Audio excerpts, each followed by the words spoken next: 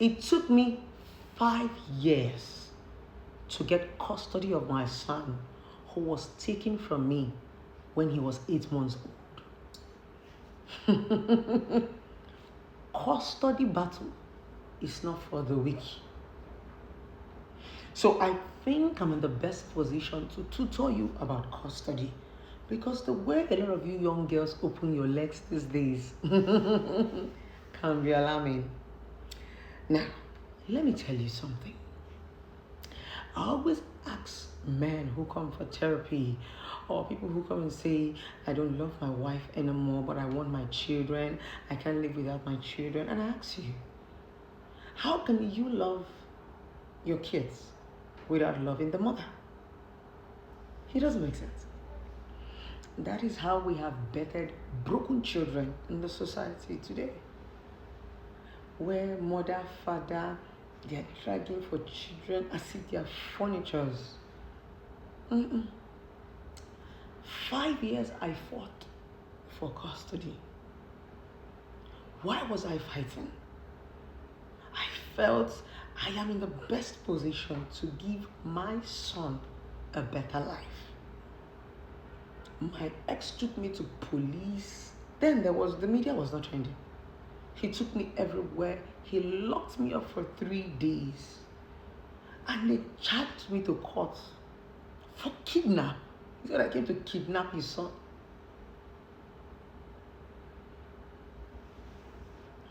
There was no humiliation I didn't face. But from my friends, from my loved ones. A lot of them gossiped. My ex-husband said I went into prostitution. That was why he took my son away from me. Each time I stand in that court and look at my ex-husband, I shed the tears, because I still have the scars where I gave birth to this child from. I had a cesarean session. My breast milk was not flowing. My mother-in-law and my father-in-laws were stressing the hell out of me. My ex was complaining that the hospital bill was so much. I had so much going on with me. I said, God, am I going to survive this? I was still in the University of Calabar. My papa said, you make I go to school. I'm not going to go to school. I said, I want love. And I prick you hungry me. My papa tell me, say, you dey try tell me, say, I know they give you better life. I say, Papa, you dey give me better life. But na prick I won't follow. I love the prick. Leave me make I follow him, they go. And I remember the statement I made to my dad. Daddy, the only thing you will come to Edo State to come and carry is my dead body. So long as I'm living, I must marry Lokioko. If you people refuse me to marry him, I will get pregnant for him and be giving birth for you guys in the house. When my parents saw that I was made up, they called a couple of my uncles and said, look at what this girl is saying. And my uncle said, is it not even better that she's married honorably than, this guy impregnates her? It's more honorable. We did the traditional marriage, white wedding, the court marriage. And I danced my way into my doom. After giving birth to my son, my ex started acting funny. Very, very funny. My mom came for Omugo. He chased my mom away and said, how dare my mom come to his house and be providing? My mom was providing because when she came to see me, there was nothing in the house. I wasn't eating. He wasn't dropping money. He asked my mom to leave his house. My mom left and said in Kiruka, there's a home for you. That period was when my mom was building her house. When I waved my mom goodbye at the gate with my son in my back, she told me, Kiruka, I am building this house for my children instead of you to die in marriage.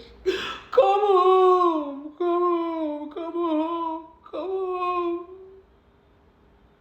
And when it started, I was depressed.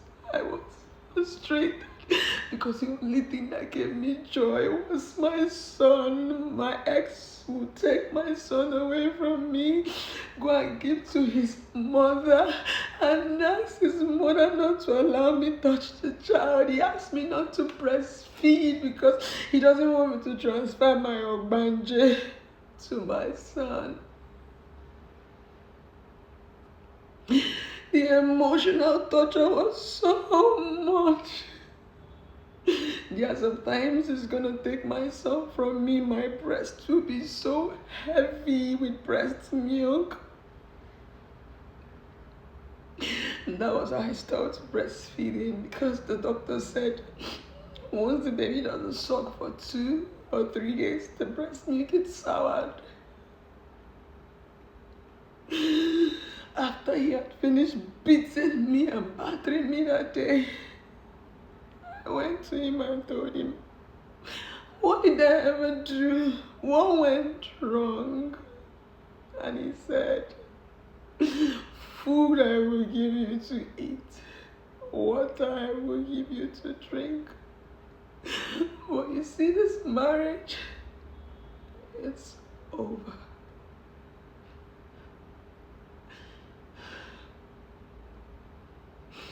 I accepted my reality. Packed up my stuff the next day,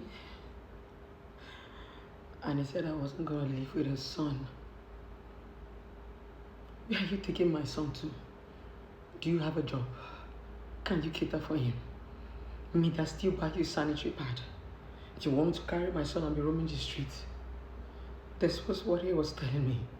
In Kiruka, you can leave the marriage, but you're not living with my son.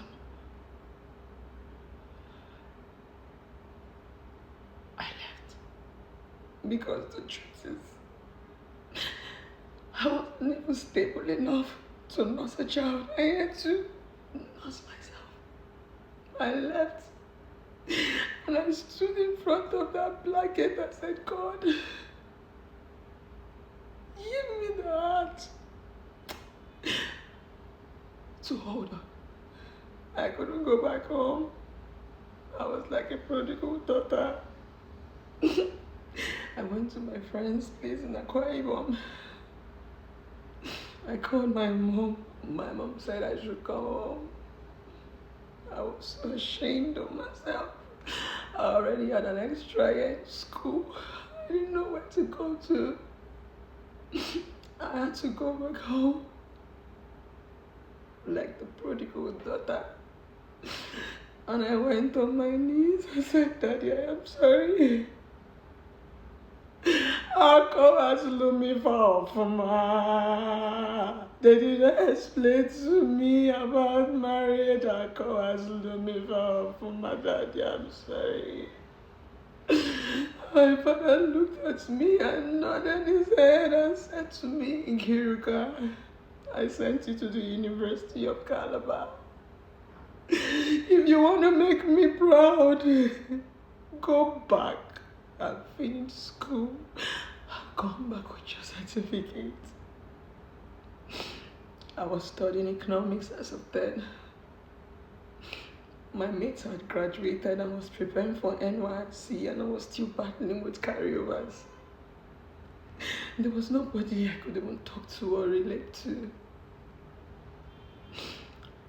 But because of God, I picked up the challenge. I didn't want my son to come back and see me like a weak person. I didn't want my son to come back and start going back to his father to beg. Then I bottled up my mantle